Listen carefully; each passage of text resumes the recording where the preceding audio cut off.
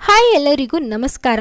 ಕರ್ನಾಟಕ ಜನರಿಗೆ ಸಂಬಂಧಿತ ದೊಡ್ಡ ಅಪ್ಡೇಟ್ಗಳು ಇವತ್ತು ನಾವು ಡೀಟೇಲ್ ಆಗಿ ನೋಡೋಣ. ಮೊದಲನೇ ಪಿಎಂ ಕಿಸಾನ್ ಯೋಜನಾ 22 ಕಿಸ್ತ್ ಬಗ್ಗೆ ತಾಜಾ ಮಾಹಿತಿಯನ್ನು ಕೊಡುತ್ತೇವೆ.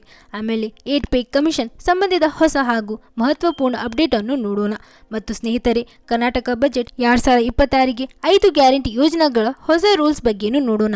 ನಂತರ ಕೊನೆಗೆ ಕರ್ನಾಟಕ ಬಸ್ ಸ್ಟ್ರೈಕ್ ಅಲ್ಲಿ ಬಸ್ ಸೇವಾ ಇರುತ್ತೆ ಏನು ಇಲ್ಲ ಅಂತನೂ ಮಾಹಿತಿಯನ್ನು ಕೊಡುತ್ತೇವೆ. ಏನಾಯಿತು ಎಲ್ಲ ಮಾಹಿತಿಯನ್ನು ಡೀಟೇಲ್ ಆಗಿ ನೋಡೋಕ್ಕಿಂತ ಮೊದಲು ನೀವು ನಮ್ಮ ಚಾನಲ್ಗೆ ಮೊದಲ ಬಾರಿ ಭೇಟಿ ಕೊಡುತ್ತಿದ್ದರೆ ದಯವಿಟ್ಟು ಸಬ್ಸ್ಕ್ರೈಬ್ ಆಗಿ ಪಕ್ಕದಲ್ಲಿ ಕಾಣಿಸುವ ಗಂಟೆ ಒತ್ತಿ ಮತ್ತು ವಿಡಿಯೋಗೆ ಲೈಕ್ ಮಾಡ್ತಾ ವಿಡಿಯೋ ಪೂರ್ತಿಯಾಗಿ ನೋಡಿ. ಬನ್ನಿ ಸ್ನೇಹಿತರೆ, ಎಲ್ಲ ಮಾಹಿತಿಯನ್ನು ಡೀಟೇಲ್ ಆಗಿ ನೋಡೋಣ.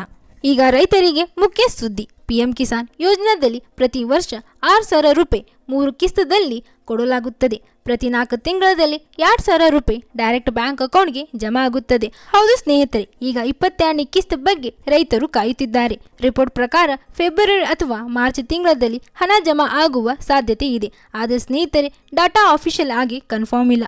ಈಗ ನೀವು ಏನು ಮಾಡಬೇಕು ಅಂದರೆ ಈ KYC ಕಂಪ್ಲೀಟ್ ಮಾಡಬೇಕು. ಆಧಾರ್ ಕಾರ್ಡ್ ಬ್ಯಾಂಕ್ ಅಕೌಂಟ್ ಜೊತೆ ಲಿಂಕ್ ಇರಬೇಕು ಮತ್ತು ಲ್ಯಾಂಡ್ ರೆಕಾರ್ಡ್ ಕರೆಕ್ಟ್ ಆಗಿ ಇರಬೇಕು. ಯಾರು ವೆರಿಫಿಕೇಶನ್ ಕಂಪ್ಲೀಟ್ ಮಾಡಿಲ್ಲ ಅಂದ್ರೆ ಅವರ ಹಣ ಹೋಲ್ಡ್ ಆಗಬಹುದು. ಅದಕ್ಕೆ ನೀವು ಆಫಿಷಿಯಲ್ ಪೋರ್ಟಲ್ ಅಲ್ಲಿ know your status option use ಮಾಡಿ ಚೆಕ್ ಮಾಡಬಹುದು. ಅಲ್ಲಿ ನಿಮಗೆ ಎಲ್ಲ ಮಾಹಿತಿ ಸಿಗುತ್ತೆ. ನಿಮ್ಮ ಹಣ ಬಂದಿದೆ ಇಲ್ಲ ಅಂತ ಎಲ್ಲನೂ ಗೊತ್ತಾಗುತ್ತದೆ. ಈಗ 2ನೇ ಮಾಹಿತಿಗೆ ಹೋಗೋಣ. ಕರ್ನಾಟಕ ಕಾಂಗ್ರೆಸ್ ಸರ್ಕಾರ ಅಧಿಕಾರಕ್ಕೆ ಬಂದ ತಕ್ಷಣ 5 ಗ್ಯಾರಂಟಿ ಯೋಜನೆಗಳನ್ನು ಅನೌನ್ಸ್ ಮಾಡಿದರು.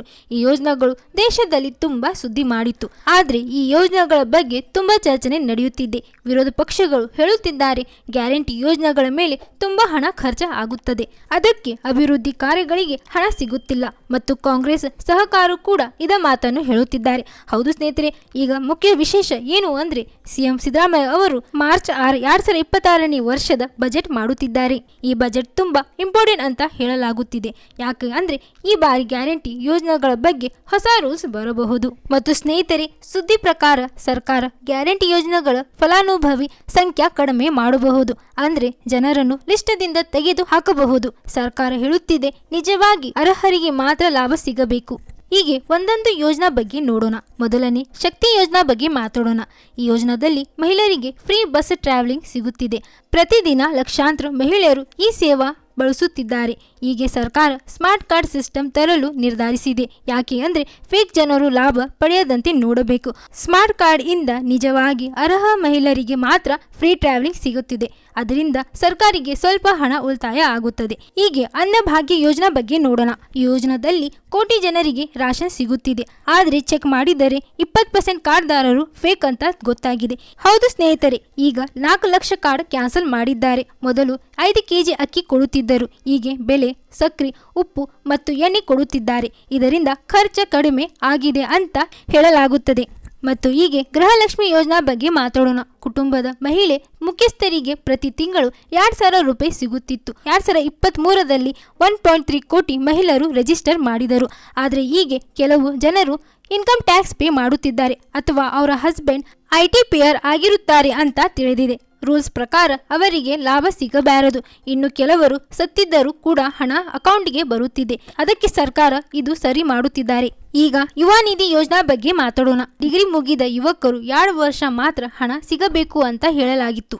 ಆದರೆ ಕೆಲವರು 3 ವರ್ಷ ಆದರೂ ಹಣ ಪಡೆಯುತ್ತಿದ್ದಾರೆ ಅಂತ ಹೇಳಲಾಗುತ್ತದೆ. ಹೀಗೆ ಪೆನ್ಷನ್ ತರ ಲೈಫ್ ಸರ್ಟಿಫಿಕೇಟ್ ಸಿಸ್ಟಮ್ ತರಲು ಪ್ಲಾನ್ ಮಾಡುತ್ತಿದ್ದಾರೆ.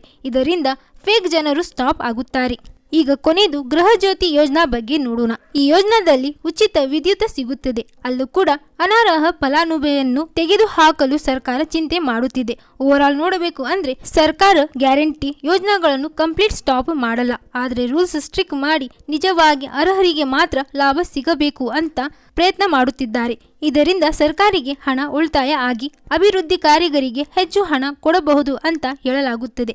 ಈಗ ಎಲ್ಲಾ ಕಾನೂನುಗಳು ಮಾರ್ಚ್ 6 ಬಜೆಟ್ ಮೇಲೆ ಇದೆ. ಸಿಎಂ ಸಿದ್ದರಾಮಯ್ಯ ಅವರು ಹೊಸ ನಿರ್ಣಯ ತೆಗೆದುಕೊಳ್ಳುತ್ತಾರೆ. ಗ್ಯಾರಂಟಿ ಯೋಜನೆಗಳ ಹಣ ಕಡಿಮೆ ಆಗುತ್ತಾ ಅಥವಾ ಹೊಸ ರೀತಿಯಲ್ಲಿ ಕಂಟಿನ್ಯೂ ಆಗುತ್ತಾ, ಇದನ್ನು ಕಾಯೋಣ.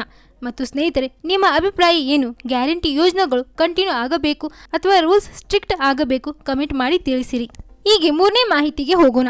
ಸರ್ಕಾರಿ ನೌಕರಿಯರು ಮತ್ತು ಪೆನ್ಷನರು ಎಲ್ಲರೂ 8 ಸೆಂಟ್ರಲ್ ಪೇ ಕಮಿಷನ್ ಬಗ್ಗೆ ತುಂಬಾ ಆಸೆಯಿಂದ ಕಾಯುತ್ತಿದ್ದಾರೆ. 8 ಪೇ ಕಮಿಷನ್ 2026 ಜನವರಿ 1 ಇಂದ ಅಪ್ಲೈ ಆಗಿದೆ ಅಂತ ಹೇಳಲಾಗಿದೆ. ಆದರೆ ಹೊಸ ಸ್ಯಾಲರಿ ಸ್ಟ್ರಕ್ಚರ್ಗೆ ಅಫಿಷಿಯಲ್ ಅಪ್ರೂವಲ್ ಮತ್ತು ನೋಟಿಫಿಕೇಶನ್ ಬರುವವರೆಗೆ ಹೊಸ ಸ್ಯಾಲರಿ ಸಿಗಲ್ಲ. ಅಂದ್ರೆ ಸುಮಾರು 1 ಕೋಟಿಗಿಂತ ಹೆಚ್ಚು ಸೆಂಟ್ರಲ್ ಸರ್ಕಾರಿ ನೌಕರಿಯರು ಮತ್ತು ಪೆನ್ಷನರು ಈಗೂ ಕೂಡ 7th ಪೇ ಕಮಿಷನ್ ಪ್ರಕಾರ ಸ್ಯಾಲರಿ ಮತ್ತು ಪೆನ್ಷನ್ ಪಡೆಯುತ್ತಿದ್ದಾರೆ. ಹೌದು ಸ್ನೇಹಿತರೆ, ಈಗ ಮುಖ್ಯ ಅಪ್ಡೇಟ್ ಏನು ಅಂದ್ರೆ ಮಾರ್ಚ್ ತಿಂಗಳಲ್ಲಿ ದೊಡ್ಡ ಗಿಫ್ಟ್ ಸಿಗಬಹುದು ಅಂತ ಸುದ್ದಿ ಇದೆ. ಲೇಬರ್ ಮತ್ತು ಎಂಪ್ಲಾಯ್ಮೆಂಟ್ ಮಿನಿಸ್ಟರಿ ಡಿಸೆಂಬರ್ ತಿಂಗಳ all Indian consumer price index ಅನ್ನು 148.2 ಅಲ್ಲಿ ಸ್ಟೇಬಲ್ ಆಗಿ ಇದೆ. ಇದೇ ಇಂಡೆಕ್ಸ್ ಆಧಾರ ಮೇಲೆ ಡಿಯರ್ನೆಸ್ ಅಲವೆನ್ಸ್ ಡಿಸೈಡ್ ಮಾಡುತ್ತಾರೆ. ಆಗ ಕ್ಯಾಲ್ಕುಲೇಷನ್ ಪ್ರಕಾರ ಮಾರ್ಚ್ದಲ್ಲಿ ಡಿಎ ಇನ್ಕ್ರೀಸ್ ಆಗುವ ಚಾನ್ಸ್ ತುಂಬಾ ಹೆಚ್ಚು ಇದೆ. ಹೌದು ಸ್ನೇಹಿತರೆ, ಸುದ್ದಿ ಪ್ರಕಾರ ಡಿಎ 5% ವರ್ಗ ಇನ್ಕ್ರೀಸ್ ಆಗಬಹುದು ಅಂತ ಹೇಳಲಾಗುತ್ತದೆ. ಈಗ ಡಿಎ 58% ಇದೆ, ಇದು 63% ಆಗಬಹುದು ಅಂತ ಅಂದಾಜು ಮಾಡುತ್ತಿದ್ದಾರೆ. ಇದು ನಿಜವಾದರೆ ಸರ್ಕಾರ ನೌಕರರು ಮತ್ತು ಪೆನ್ಷನರಿಗೆ ದೊಡ್ಡ ಬೆನಿಫಿಟ್ ಸಿಗುತ್ತದೆ. ಹೌದು ಸ್ನೇಹಿತರೆ, ಹೋಳಿ ಹಬ್ಬದ ಸಮಯದಲ್ಲಿ ಈ ಅನೌನ್ಸ್ಮೆಂಟ್ ಬರಬಹುದು ಅಂತ ಹೇಳಲಾಗುತ್ತಿದೆ. ಮಾರ್ಚ್ ಸ್ಟಾರ್ಟದಲ್ಲಿ ಸೆಂಟ್ರಲ್ ಸರ್ಕಾರ ಡಿಎ ಇನ್ಕ್ರೀಸ್ ಅನೌನ್ಸ್ ಮಾಡಬಹುದು. ಇದು ಲಕ್ಷಾಂತರ ನೌಕರಿಗಳಿಗೆ ರಿಲೀಫ್ ಆಗಬಹುದು ಮತ್ತು ಏಪ್ರಿಲ್ 2026 ಸ್ಯಾಲರಿ ಜೊತೆ ಹೊಸ ಡಿಎ ಅಮೌಂಟ್ ಸಿಗಬಹುದು. ಪೆನ್ಷನರಿಗೂ ಕೂಡ ಪೆನ್ಷನ್ ಜೊತೆ ಹೆಚ್ಚು ಅಮೌಂಟ್ ಬರಬಹುದು. ಇನ್ನು 8 ಪೇ ಕಮಿಷನ್ ಬಗ್ಗೆ ಇಂಪಾರ್ಟೆಂಟ್ ಮೀಟಿಂಗ್ ಕೂಡ ನಡೆಯುತ್ತಿದೆ. ನ್ಯೂ ದೆಹಲಿಯಲ್ಲಿ 8 ಪೇ ಕಮಿಷನ್ ಆಫೀಸ್ ಸೆಟಪ್ ಮಾಡಿದರೂ ಹೊಸ ಸ್ಯಾಲರಿ ಸ್ಟ್ರಕ್ಚರ್ ಬಗ್ಗೆ ಚರ್ಚೆ ಮಾಡುತ್ತಿದ್ದಾರೆ.